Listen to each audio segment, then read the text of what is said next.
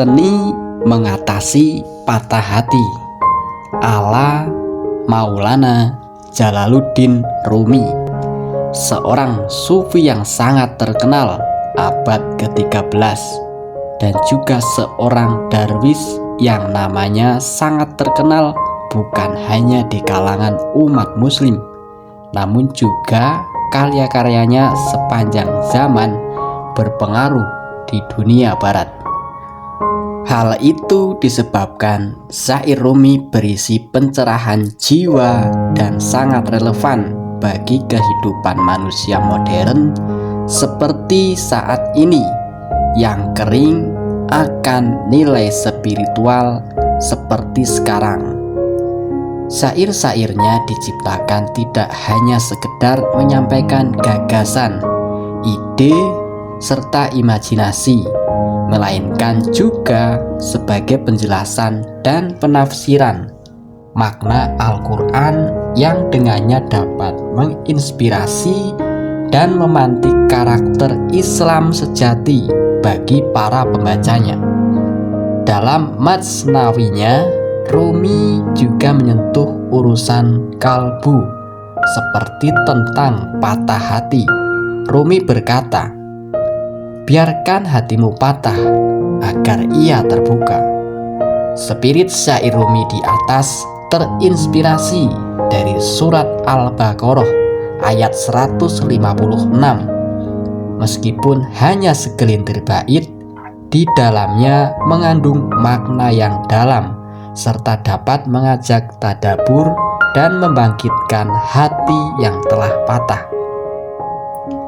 Sebuah tawaran kepada mereka yang sedang gundah gulana ditinggalkan kekasihnya ataupun yang tengah dirundung kesedihan dalam menghadapi musibah. Biarkan hatimu patah agar ia terbuka. Dalam Al-Quran, Allah Subhanahu wa Ta'ala mengingatkan kepada hambanya, orang-orang yang apabila ditimpa musibah, mereka mengatakan, "Inna lillahi wa inna ilaihi raji'un." Quran Surat Al-Baqarah ayat 156.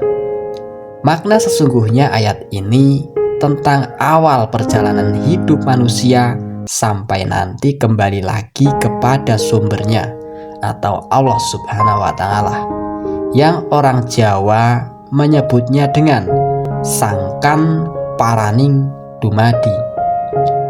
Haidar Bagir dalam kajian tasawuf Nur Al-Wala menjelaskan bahwa sejatinya perjalanan manusia adalah innalillahi wa inna ilaihi raji'un.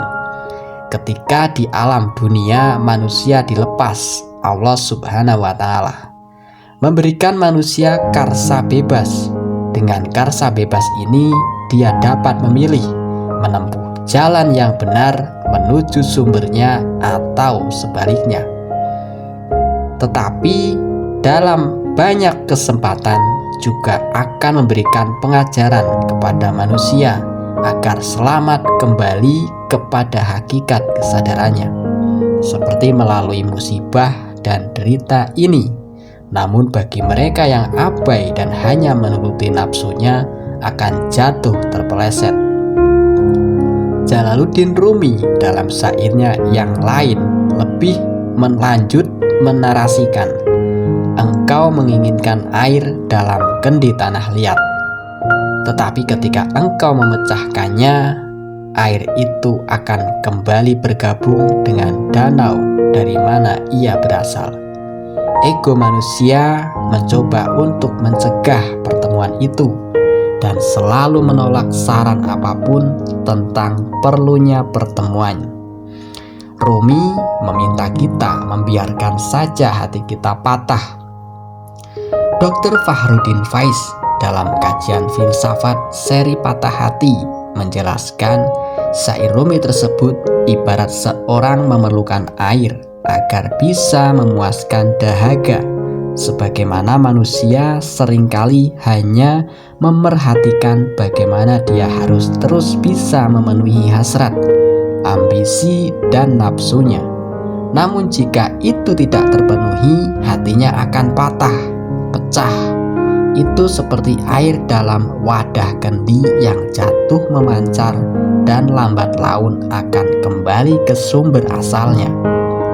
Ketika hati patah, saat itu sejatinya hati telah terbuka untuk menuju kepada yang hakiki. Sedangkan ego mati-matian berusaha tetap untuk menuruti sesuai keinginan manusia, dan supaya hati tadi tidak berjalan menuju kepada Sang Yang Punya. Misalnya, kala seorang patah hati terpisah dengan yang dia cintai, energi yang diupayakan paling besar adalah untuk kembali kepada pasangannya. Dia lupa sebenarnya ada proses yang lebih ideal, yaitu kembali kepada Allah. Sayyid Qutb menambahkan bahwa yang terpenting dari perjalanan musibah atau derita atau luka hati adalah kembalinya kita untuk mengingat Allah ketika menghadapi segala keraguan dan goncangan, serta berusaha mengosongkan hati dari segala hal kecuali ditujukan semata kepada Allah. Kemudian agar terbuka hati kita bahwa tidak ada kekuatan kecuali kekuatan Allah, tidak daya kecuali daya Allah, dan tidak keinginan kecuali keinginan mengabdi kepada Allah. Ketika itu akan bertemulah ruh dengan sebuah hakikat yang menjadi landasan tegaknya pandangan yang benar. Perjalanan Rumi menjadi seorang sufi karena patah hati dan kerinduan. Pertemuan Maulana Jalaluddin Rumi dengan gurunya sekaligus sahabatnya, Syam al-Tabriz, bermula ketika Rumi sedang asik mengajar muridnya di pagi hari seperti biasanya. Kemudian datanglah Syam al-Tabrizi. Lantas bertanyalah Rumi tentang apa yang dimaksud dengan riyadhah dan ilmu. Mendengar pertanyaan dari Tabriz yang sebelumnya tidak dia kenal malah membuat Rumi terkesima. Pertemuan yang menggetarkan itu memicu banyak keingintahuan Rumi, sampai akhirnya dia memutuskan untuk berguru dengan Syam al-Tabrizi. Tabrizi mengajar dan membimbing Rumi dengan ilmu yang belum pernah dia pelajari sebelumnya. Dia merasakan hakikat cinta dan ikatan yang kuat dengan gurunya. Hanya saja Syam al-Tabrizi pernah pergi meninggalkan Rumi. Bak remaja yang ditinggalkan kekasihnya, saking cintanya kepada gurunya itu, kepergian Tabrizi menjadikan Rumi dirundung duka. Rumi benar-benar patah hati. Dia hanya mengurung diri di dalam rumah dan juga tidak bersedia mengajar. Alasan Tabrizi pergi demi kematangan spiritual Rumi, yaitu melalui perpisahan. Saat itu Rumi berusia 40 tahun dan dianggap sebagai simbol kematangan spiritual, sebab Nabi Muhammad SAW diangkat menjadi Rasulullah pada usia 40 tahun. Kematangan artinya persatuan dengan sang kekasih. Kepergian sahabat yang dicintainya ini juga memicu adanya majelis semak, majelis yang berisi zikir dengan musik dan tarian. Rumi memakai pakaian berkabung dalam majelis ini sebagai simbol kesedihan. Namun dari kisah patah hatinya ini membawa kesadaran Rumi bahwa hanya Tuhan yang dapat memberinya pengetahuan dan persahabatan sejati yang bisa mengembalikan kedamaian di dalam hatinya. Seni mengatasi patah hati dari derita menuju cinta ilahi. Seringkali ketika datangnya musibah atau kehilangan yang terkasih, seseorang mengajukan pertanyaan, "Mengapa?" secara terus berulang-ulang. atas kejadian yang terjadi, dan sayangnya tidak ada jawaban yang bisa mengembalikan apapun yang telah terjadi. Menjadi mindfulness akan membawa pikiran kita benar-benar ada pada masa sekarang dan tidak melulu menoleh ke belakang, apalagi mengingat sedihnya ditinggal orang tersayang. Selain itu, dengan berefleksi atau tadabbur bahwa sebagai manusia perlu kita ubah persepsi dan tujuan kita untuk mencintai sesuatu hal yang ada di dunia fana. Kita pahami bahwa sesuatu hal yang bersifat duniawi, bersifat tidak abadi, cinta yang berlebihan kepada sosok materi malah akan membuat kita lalai pada hidup dan terjebak pada lingkaran palsu tentang kebahagiaan serta luka hati yang berkepanjangan.